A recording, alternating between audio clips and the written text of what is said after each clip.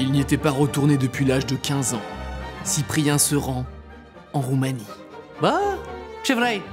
Il y a quelques semaines, je suis retourné en Roumanie, sur la terre de mes ancêtres. J'étais pour l'anniversaire surprise d'un pote, sa copine l'a emmené à Bucarest. Quand il arrive dans la chambre d'hôtel, nous avec tous ses potes, on l'attendait pour lui faire une surprise et pour passer un week-end mythique. Pourquoi la Roumanie? Bah bien évidemment pour la nourriture, la culture, l'architecture, bref, l'alcool pas cher. Avant toute chose, je me dois de vous avertir, si un jour vous allez en Roumanie et que vous êtes invité à manger chez des Roumains, faites très attention.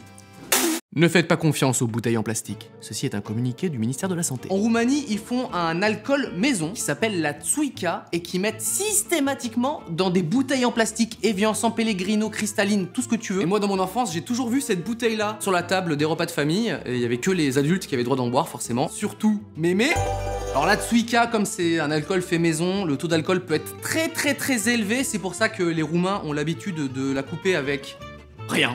C'est comme ça en Roumanie. Alors je suis allé à Bucarest en décembre, il faisait moins 16 degrés, j'ai cru que j'allais crever. C'est un climat assez typique d'Europe de l'Est où il fait très chaud l'été et très froid l'hiver. C'est ce qu'on appelle un climat continental. C'est un climat de merde, surtout. Oui, on peut dire ça aussi, oui. Alors pendant tout le week-end, la bande de potes voulait que je parle roumain, mais moi je parle que dalle en fait. Avec mes parents, je parlais français. À la limite, je comprends les phrases que me sortait ma grand-mère. Oh, Cyprien, ce vrei, ce faci? Vine aici. Bine. Da, tu frumoasa. Non, j'y pense, en fait, ma grand-mère me parlait comme un chien. Et je sais rien dire d'autre que ces phrases-là, donc autant dire que ça allait pas me servir à grand-chose à Bucarest. Bună seara. Ce vrei, ce faci? Bine, tu frumoasa. Hein? C'est pour qui ça? Hein, c'est pour qui? Allez, va chercher.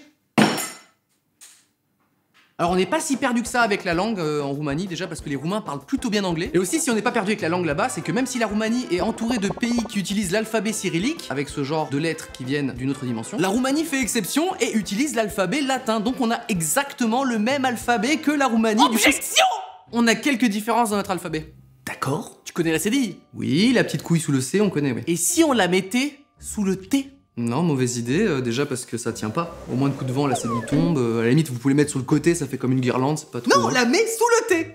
Mais je note quand même l'idée, là, le coup de la guirlande pour les fêtes, ça peut être sympa. Si je peux aider. Alors, le bâtiment le plus connu de Bucarest, c'est le Palais du Parlement, qui est le plus grand bâtiment administratif du monde! Après le Pentagone.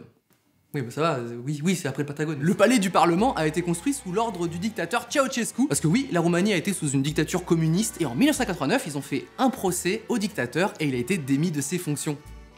C'est pas vrai, il a été fusillé, lui et sa femme. C'est comme ça en Roumanie. Fallait pas les faire chier. Et il se retrouve donc avec cet énorme bâtiment de 350 000 mètres carrés. C'est presque aussi grand que le Vatican, sur 12 étages. Et le problème, c'est que c'est trop grand. Ils essayent de mettre des trucs à l'intérieur, genre le Parlement, le Conseil des ministres, tout ça. Ils remplissent même pas 30% du bâtiment. Il y a 70% qui est vide. Paye ton lieu de travail.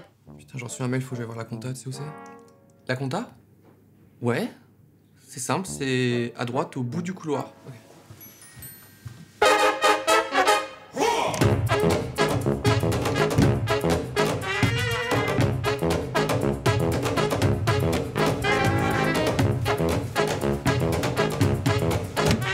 La compta! La compta! Compta!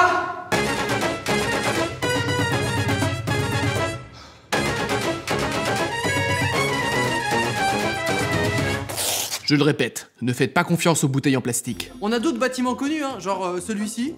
Je sais pas si tu connais. Alors, je veux pas te contredire, je suis désolé, hein, mais ça c'est à Paris en fait. Non, alors pas du tout. Ça c'est à Bucarest, hein, je le vois tous les jours. D'accord, comment il s'appelle? L'Arc de Triomphe. Ah bah c'est marrant, on a le même nom. C'est le hasard total. Ouais, c'est un hasard, ouais. Ou peut-être que vous avez copié. Ah. Donc oui, ils ont l'Arc de Triomphe aussi, qui s'appelle l'Arc de Triomphe. Tout pareil. Il y a un autre bâtiment assez connu à Bucarest qui a été construit avec la même folie des grandeurs que le Palais du Parlement. Et ce projet de 400 millions d'euros ne fait pas l'unanimité dans la capitale. On peut comprendre pourquoi. Salut Mihai. Salut Cyprien. Là, on a un projet très lourd pour la ville. Accroche-toi. Ok, ouais, bonne nouvelle. Ok, pour les habitants, super, vas-y, balance. On parle d'un projet à 400 millions d'euros, mon pote. D'accord, ok, tu vas chauffer, continue. Dont 70% d'argent public. Ok, là, comme ça, je pense à des autoroutes. Des autoroutes partout, nickel, clean. Ici à Bucarest, on va construire des hôpitaux. Des hôpitaux pour la santé, c'est bien ça. La plus grande école pour l'éducation, mais oui, je suis con, des écoles, dernier cri, trop bien. Église. Quoi? Orthodoxe? Non. Du monde. La plus grande église orthodoxe de la planète ici à Bucarest. 400 millions d'euros, mon pote. Yes. Attention, c'est pas de l'eau, ça, hein. Je sais. La cathédrale du salut de la nation aurait dû être terminée en 2017, mais finalement elle a ouvert ses portes le week-end de notre présence, on a eu du bol. Mais non, elle est toujours pas terminée en fait, hein. À l'intérieur c'est briques et béton. Alors grâce à ma famille, je connais bien la nourriture roumaine, hein, les mitch, les sarmalés, la tocitura, le drob. Et mes potes me demandaient, est-ce que c'est possible de manger autre chose que de la viande? Attendez les gars, je crois que vous avez pas compris le principe de la nourriture en Roumanie. Vous avez pas remarqué autour de vous quand même? J'ai faim. Ah, tu veux manger de la viande? Non. Alors t'as pas faim? Si. Bah dans ce cas tu veux manger de la viande? Non. Bah tu veux manger quoi alors? Bah je sais pas, des légumes, des... Quoi? La viande, c'est pas automatique. Parlez-en à votre roumain. J'ai visité que la capitale, mais il y a plein de choses à dire sur la Roumanie. Il y a le château qui a inspiré Dracula, il y a les tenues traditionnelles. Ils fabriquent le laser le plus puissant du monde, leurs billets sont en plastique. C'est pas une blague, hein, on se voit à travers, le toucher est vraiment bizarre. Il y a aussi leurs danses et cette tradition bizarre qu'ils ont de casser des œufs pour Pâques. Bref, peut-être que je vous en reparlerai si je retourne en Roumanie. Pas pendant l'hiver, ça c'est sûr. Et j'aimerais juste vous quitter avec quelques images, et n'oubliez pas de vous abonner.